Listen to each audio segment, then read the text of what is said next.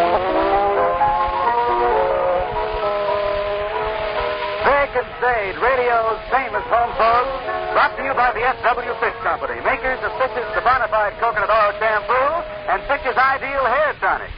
Laugh a while, let us turn to your side, you Fitch shampoo. Love to spare you your head, save your hair, you Fitch shampoo.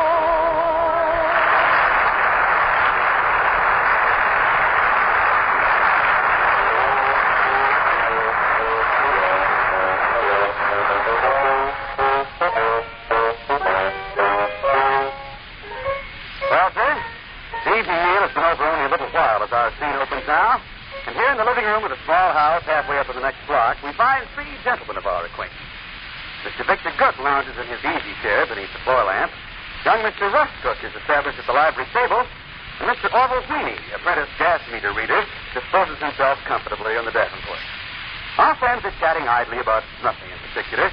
And at the moment, one of them is saying, I think of my brains as pretty much resembling a saucer of marshmallows. Oh, I think of mine is looking like telegraph wires strung along on the ground after a big storm. You guys are certainly having one intelligent conversation. I expect we sound like a couple of half-wits. You are generous in your estimates. Why don't my little fathead chat once in a while? Person talks smart all the time, and their brains runs a chance of getting lopsided. I agree with you on that point, Rush. I make an effort not to talk smart all the time myself. I don't think people want to hear a man say nothing but smart remarks. Jealousness crops up if a man don't say nothing but smart remarks. I try to talk intelligent 50% of the time, and other 50% I intentionally talk like a numbskull. How are you talking now? Like a numbskull. Okay, Orville, you're all right. Yes, indeed. It's nicer in the neighborhood. Hey, yeah, hold, Dr. Steve. Washing and wiping the supper dishes took Mom a long time this evening. You weren't helping her? She threw me out of the kitchen. Why? I dropped the gravy boat Aunt Bess gave us for Christmas and broke it. Excitement in the neighborhood. I just... Oh, hello, Orville. I got the impression somebody was in here besides just Mr. Gook and Rush. Seemed like more voices talking than just the two of them. Good evening, ma'am. I've been here 15 minutes again. I was walking past the house, and I seen Rush standing in the front window with his head pressed against the glass. So I thought I'd stop and say hello. I'm glad you did. Yes. Makes it nice for everybody. You see me, and I see you. You say there's excitement in the neighborhood, Kitty? I've got an awful strong feeling there is. I just saw Miss Harris run across the alley to Miss Kessler's. She was carrying a great big onion. And a minute later, I saw Miss Newstuffer run across to Miss Huster's. He was carrying a dresser scarf. And a minute after that, I saw Miss Donahue whip around the house and scoot across the street to Miss Call. She was carrying a scrubbing brush. Well, do you see? If there's not excitement penned up in that bunch of Hastings, I'll throw out with you. The expression is throw in, Mom. What? The expression is throw in. I'll throw in with you. You said throw out. I'll give you a laughable example in connection with this topic. Your Bluetooth Johnson started out to use the expression I'll throw in with you, and finished up by not saying either throw in or throw out, but Russ, throw... you do this to me all the time, and I get good and tired of it. I talk, and you interrupt. Be quiet, Geraldine. No, if there's not excitement penned up in that bunch of Hastings, I'll throw out with you. There's thunder and lightning in the atmosphere. Oh, this lightning and thundered when I was on my way over here. Yes, it did. I noticed it out the pantry window. It's breathing up a storm, and storms this time in September are severe, electrical as a horse. I've heard that. This is the 19th of September, and it was on the 19th of September that Reverend Harold Kidneyslide got caught between two cyclones and ended up in Tazewell County rolling down the road in the shape of a hoop. Oh. Yes, you knew about that, Dick. Well, I'd heard that Reverend Kidneyslide got caught between two cyclones, but I certainly never heard they found him rolling down the road in the shape of a hoop. Well, it was pretty much hushed up. Never seemed quite dignified for a minister to pass away in such a kind of a frivolous manner. The two cyclones twisted him into a wheel? People in Tazewell County thought he was a wheel. He blazed through town going at the rate of 50 miles an hour. Different witnesses said... I don't want to talk about this. There's excitement in the neighborhood. A person can feel it. It lightened and thundered several different times since 6 o'clock. And then the neighbors started traipsing around in the queer, funny way I described. You connect up the atmospherical disturbances with the human machinations? What? You feel that the lightning and the thunder exercises influence on Miss Kessler and Miss Harris and Miss Donahue and Miss Carr and Miss Mitchell? Oh, I'm not superstitious and silly. But it could be that way. At least I'm not the person that feels they're qualified to get up and make a statement. It couldn't be that way.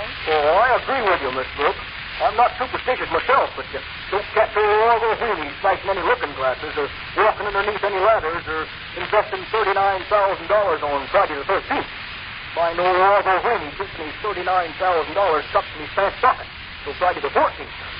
Old Orville Weenie may be a half-wit, but old Orville Weenie's looking out for old Orville Weenie to the point where old Orville Weenie's not going to let old Orville Weenie. You want to say something, Royce? Are you talking about old Orville Weenie? I'm talking about old Orville Weenie. I got the impression you were talking about old Orville Weenie. Oh, my. Go ahead, kiddo. If these guys interrupt any more, I'll knock their heads together. Oh, I'm not superstitious and silly. Maybe lightning and thunder has influence on people, and maybe they don't. I'm not the one to say.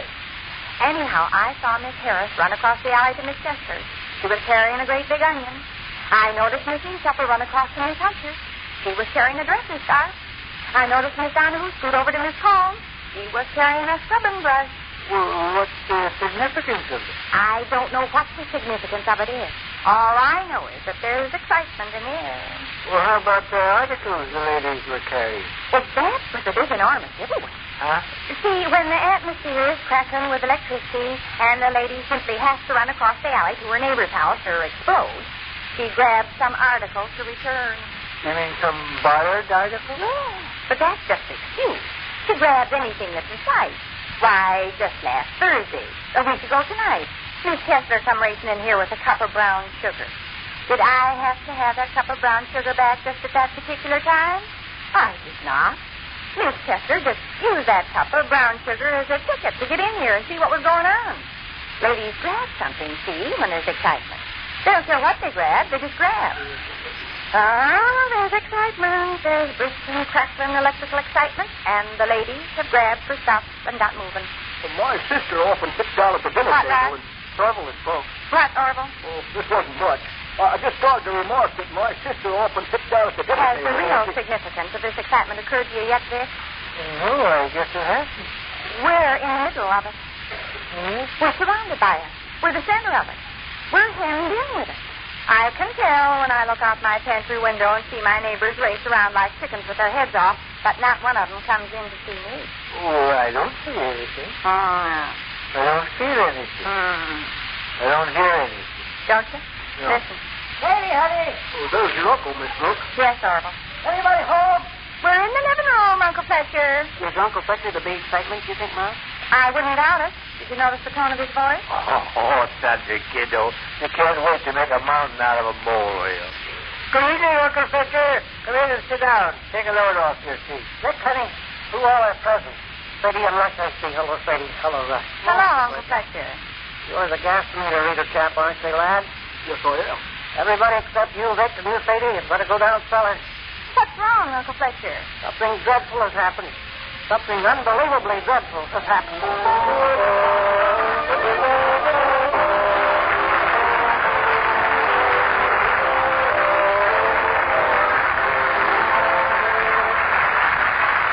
Back to Vic and Sade in just a moment. You know, your hair isn't able to speak, but it can tell a lot about you. That's why so many fastidious people use Fitch's saponified coconut oil shampoo regularly. They know that with this fine cleansing treatment, no unpleasant scalp odors will linger to whisper about them. Fitch's saponified coconut oil shampoo is made from pure natural oil. It multiplies itself hundreds of times into creamy, rich lather. Lather that removes all traces of dust, oily film, and unpleasant scalp odors. It leaves the hair immaculately clean, fresh, and fragrant.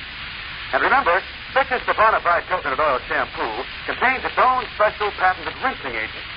This rinsing agent eliminates the need for a special after rinse because it leaves no dull film to mar the luster of your hair.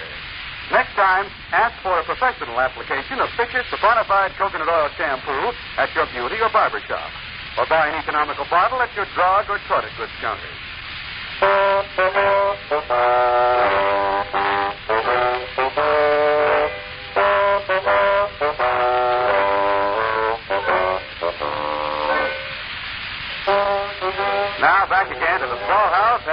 the next block. Uncle Fletcher, who burst into the living room with a grave and startling announcement, isn't having considerable success making himself clear. His explanations are disjointed and unsatisfactory. And Vic, seeking to bring order out of chaos, is demanding. You rush in here shouting something dreadful has happened, and when we ask you what the thunder the trouble is, your only answer is meals. Meals? Meals? You appreciate what meals is? I have a fair understanding of the expression, I think. Vic, honey, I am your niece. No, you're not. I think you're my niece. Wrong again. Maybe we better take first things first. You're not my niece, and I'm not your niece. Once we get that understood, we can move to other issues. Let me, Dick. Uncle Fletcher, you're excited. It's my meal. Something dreadful has happened, and it's your meal. I never said that. Well, you haven't said anything much, Uncle Fletcher. You know, there's something familiar sounding about all this. It reminds me of the time your landlady, Miss Keller, went to visit her brother in Dismal Seepage, Ohio. And left your meals distributed all over the house for you to eat while she was away. Yes, that's what I told you. No, you didn't, Uncle Fletcher. You just thought you told us. You were excited. I said I spoke the word meals 49 times in the last 6 minutes. Well, sure, but you never elaborated any. Now, let me ask you a question.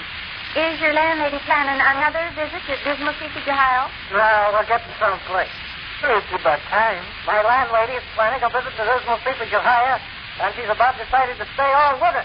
Oh, really? November, December, January, February, and March. Well, you going to make all the meals Vic, honey. Vic, you talk. All right. Does your landlady plan to lay out your meals all over the house while she visits in Dismal Seepage, Ohio? How many meals would that be, Russ? You're handy with figures. How many meals are there in November, December, January, February, and March? I'll figure it up. My landlady, Miss Keller, goes to visit her brother in Dismal Seepage, Ohio, and she distributes my breakfast and dinners and suppers all over the half-wit lame brain house. Uncle Fletcher, I don't think you can make another big dramatic to-do over that. It furnished you enough dandy excitement last month, and I remember you were happy and satisfied to eat the food Miss Keller laid out. You ate it and liked it. How many meals in November, December, January, February, March, right? 450. 450, eh? Sadie? How would you like to have 450 meals laid out for you in advance? How would you like to have meals put up every chair and table and shelf and cupboard and wash bench and cistern lid? Uncle Fletcher, I don't think you're telling the exact truth. Russ, how many meals in 15 years? Right, Uncle Fletcher, that's quite an order. Pick me up. How many meals in 15 years? Okay. Is your landlady going away for 15 years and laying your meals out in advance? She will. They wouldn't put it faster. How many meals in 20 years, Coney? My name is Sweet. How many meals in 40 years? 50 years? 60 years? I don't know. 16,425, Uncle Fletcher. That's for how many years? 15 years, 3 meals a day. Tell me the grand total again. 16,425. Sadie, how would you like to have 16,425 meals laid out in advance? Wouldn't that be appetizing to have 16,425 meals laid out in advance all over your house and cluttered up every inch of floor space? Meals piled on top of meals clear to the ceiling? Meals on top of meals on top of meals on top of meals on top of meals on top of That'll be enough. Numbskull, lame-braid, fat-headed meals. Now, you listen to me a minute. Is your landlady, Miss Keller, leaving you for 60 years with meals laid out in advance? No, Well, is she leaving you for 50 years? of course not. 40 years? 30 years? 15? 10? I'm just in samples. Oh, she does plan to spend the winter in Ohio, though, huh? She's getting mighty serious on it. If she does spend the winter in Ohio visiting her brother, will she lay out 5 months' meals for you to eat? She'll lay out 2 weeks' meals for me to eat. 2 weeks, huh? Yes. There's nitwit meals on the wash bench, on the windowsill, on the drain board. So this has been a tempest in a teapot after all. You've marched in here with enormous, loud, dramatic talk about unbelievably dreadful things happening, and all it amounted to was a lot of... Listen of me, that my landlady, Miss Keller, is laying out 2 weeks' meals for me to eat, and then she's throwing me up for grabs. Throwing you up for grabs. She's farming me out. She's dividing me up. She's throwing me to the yap of the world, which pursues the bobsled through the snow. She's playing on me like a pipe organ where the great musician pulls out the stops and shoves in the goals and the melody comes swelling and foaming into the auditorium. All right, you've made another fancy feat. Sadie, honey, I've been thrown up for grabs. You said that. 2 weeks after Miss Keller is gone, I've consumed the meals distributed around the house. I go to Miss Harris's house for a meal. Then I go to Miss Johnson's house for a meal. I eat my suppers at Mrs. Lee's supper, and my breakfast the next day at Miss Wilson's house, and my dinner at Miss Donaldson's house. I stay 3 days at Miss Kessler's house. I stay 4 days at Miss McDonald's house. I stay a week over on West Chestnut Street with the Cunningham family. The first 2 weeks in December, I stay with a couple I never even heard of over on University Avenue. Oh, really, Uncle Fletcher? I've got a numbskull, fathead, lame-brain schedule. Takes me all through November, December, January, February, and March. Well, Miss Keller is going pretty far this time. If I ever have a landlady that lays down the law that free... Why, I got one date on my schedule where I go out of the state for a week and touch my leave. I climb on the train and travel 240 miles. Oh, what state is it, Mr. Royce? I don't recall the name of the state. I don't recall the name of the town. I don't even recall the name of the people. They're all on my schedule. Oh, may I see your schedule, Uncle Fletcher? I haven't got it, Sadie. That's squared up, eh? I was in a power insurance. Huh? Miss Keller's got a copy. Maybe she's got a million copies. Maybe she's having them printed up to throw on people's front porches.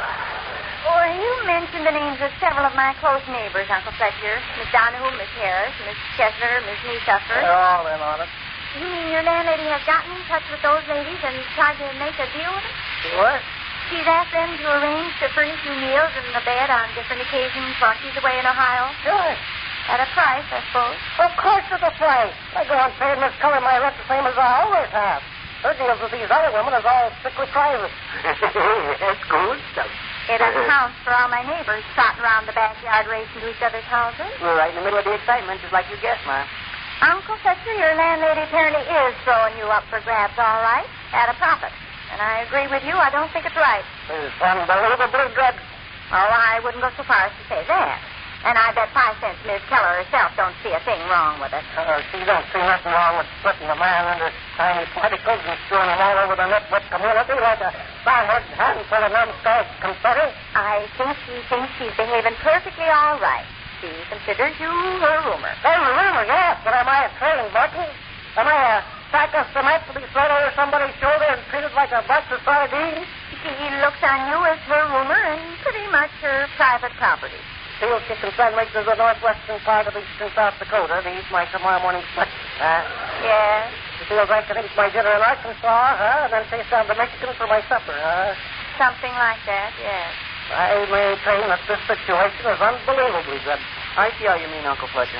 I bet Miss Harris wouldn't be interested in any nonsense like that. And neither would Miss Niesuffer or Miss Donahue. Miss Kessler would, though. Yeah? Miss Kessler would like to have Uncle Fletcher as a paying boarder all winter and have all that money for herself. How's it going, ladies? Y'all, Miss George? Miss Kessler herself, I know. Yeah. We're in the living room, Miss Kessler. I'm returning you your ringer. What? I'm returning you your ringer. Oh, for goodness sake. My ringer. See, Dick, it's like I said about ladies grabbing for stuff in their excitement. Uh-huh. And do I need my ringer on a Thursday at this time of the evening? No. So how's the weather out, lady? Is it going to rain? I noticed when I was doing my supper dishes that lightened and thundered once or twice. It hasn't started to rain yet. Yes, I noticed the dust used to be the lightning. I said I bet. Why, company. Why is it I always burst in when he has company? Good evening, Mr. Judge. You can hardly call me company, Miss Kessler. That's right. I live here. I know you don't. You know I very well. Well, I know, but I know the winds do blow. That's an old saying that was a great favorite of my brother's when he was alive. Judge, how are you? Fine, thank you, Miss Kessler. And Melville, isn't it? Horrible. Gosh, Trouble. You keep well, Trouble? Horrible. Right. Yes, indeed. Mr. Rush over there. I didn't see you at first, Mr. Rush. I don't say a great deal, ma'am. I'm quiet. Miss Judge, I returned you your ringer. Isn't that a fly swatter, Miss Kessler? Why, of course it is. Stupid of me. How is that for carelessness, Trouble? Horrible. I thought I was bringing over Miss Judge's ringer, and I brought over a fly swatter instead. That isn't my fly swatter, Miss Kessler. Isn't it really? No. And you must be thinking about somebody else's ringer. You never borrowed mine. Yes, mine is down cellar. Well, forevermore. Where is my head today? I have many more brains than an elbow. Sugar. Trouble, but I beg your pardon, Elbow. Horrible. Oh, I am confused. You keep well, do you, Mr. Rush? Sometimes I suffer great agony. That's grand. I scream with pain and shout for the doctor. That must be a great satisfaction to you. Well, it is. I spend all day sitting outdoors on the cistern with giggling and tittering. I think good health is such a wonderful thing. Man can't beat it. And Mr. Rush, I understand your landlady is thinking about a visit to the West. Plans to visit her aunt? Brother. California? Oh, In good aunt, Rush. there's no baby. Stay him? They all want it. Her brother's a carpenter. He's a plumber. 3 children? 5. All boys? All girls. Well, I knew I had the facts fairly straight. You're having as straight as a string, ma'am. Mr. Rush, I was talking to your landlady on the telephone today. I wouldn't be surprised. She outlined her plans for you during her absence. What? She plans to be gone, as I understand it. Did you say all winter? November, December, January, February, March. I got the notion she planned to send you to Mrs. Davis's for a while, and Mrs. Jackson's for a while, and Mrs. Newsupper's for a while, and Mrs. Donahue's for a while, and Mrs. Jesson's for a while, and Mrs. McDonald's for a while, and Arkansas for a while, and Minnesota for a while, and Missouri for a while, and several other places. Oh. I was thinking you might find it more convenient to come and board at my house the entire length of time. You see, at my house you'd have the use of a lunar scope. What's that? A thing to look at the moon through. You hold it up to your eye and look at the moon. My brother that died bought it at the St. Louis World's Fair. And also at my house we have part of a cornet. I can't play part of a cornet. I could maybe send away for the mouthpiece, bells, plungers, and pipes. I can't play a whole cornet. We have a canary at my house and a set of seashells. You hold them up to your ear and it sounds like Lake Erie. I could hold that lunar do funny up to my eyes and look at the moon and hold the other thing with it up to my ear and hear Lake Erie and really knock myself out.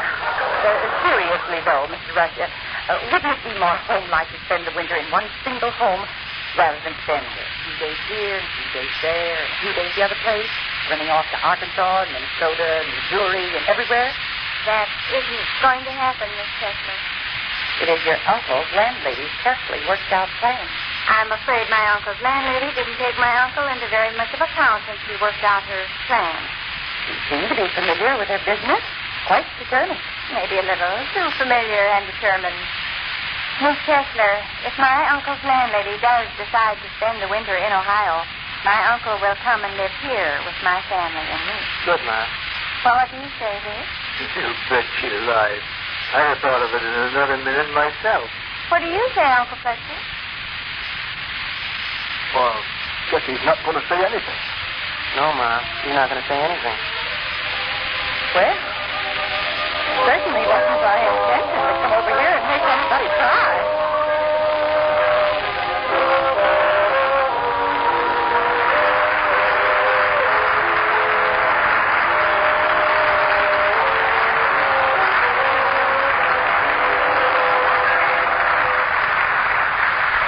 Back to Vic and Sade in just a moment. Say, Jack, I've just seen Miss Marilyn Buford, who was selected Miss America of 1946 in the Atlantic City Beauty Contest. Oh, tell me, is she really as pretty as her photograph? Oh, she's just lovely.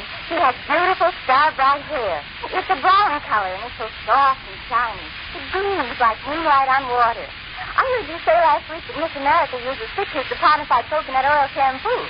So I tried it, too, and found she really knows how to pick a winner of a shampoo.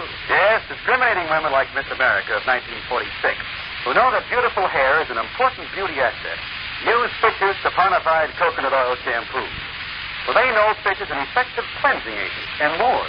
It reconditions your hair and scalp as it cleanses, leaving your hair soft and shining with glamorous highlights.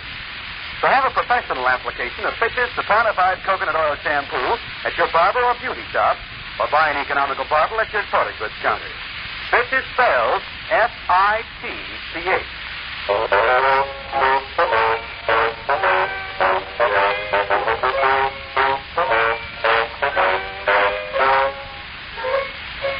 Well, sir, once again we rejoin our friends who live at the small house halfway up in the next block.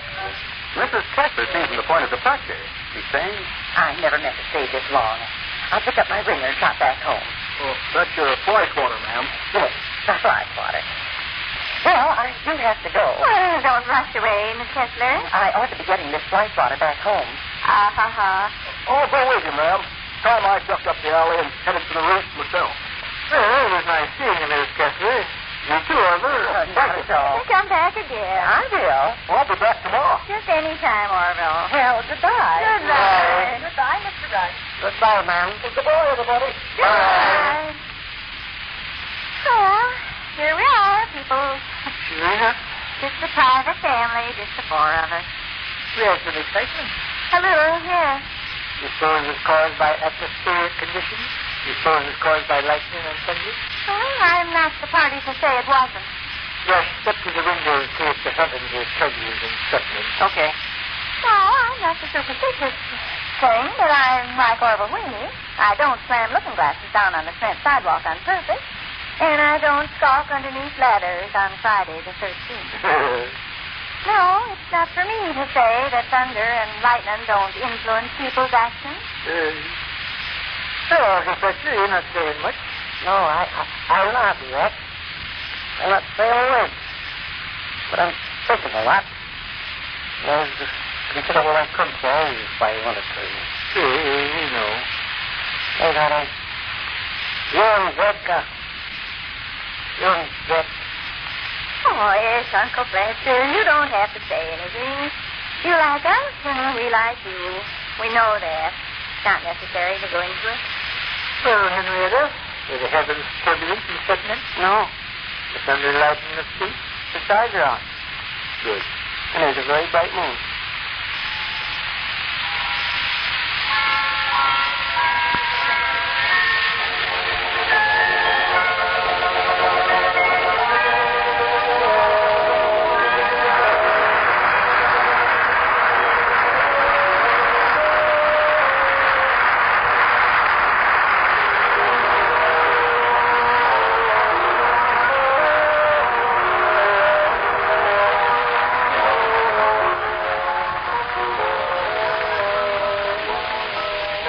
And so we end our visit at the small house halfway up the next block with radio's home folks, Vic and Sade. Vic and Sade is written by Paul Reimer, directed by Roy Winter. This is Jack Fuller speaking. Laugh a while, let a song be a style you spit. Shampoo. Don't prepare, use your head, save your hair, you spit.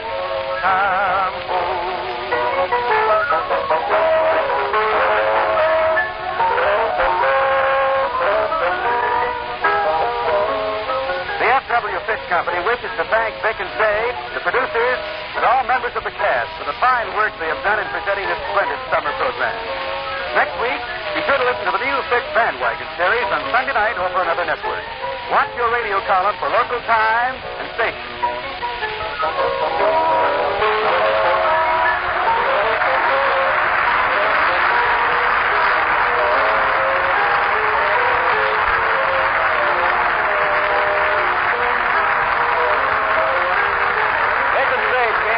Chicago studio.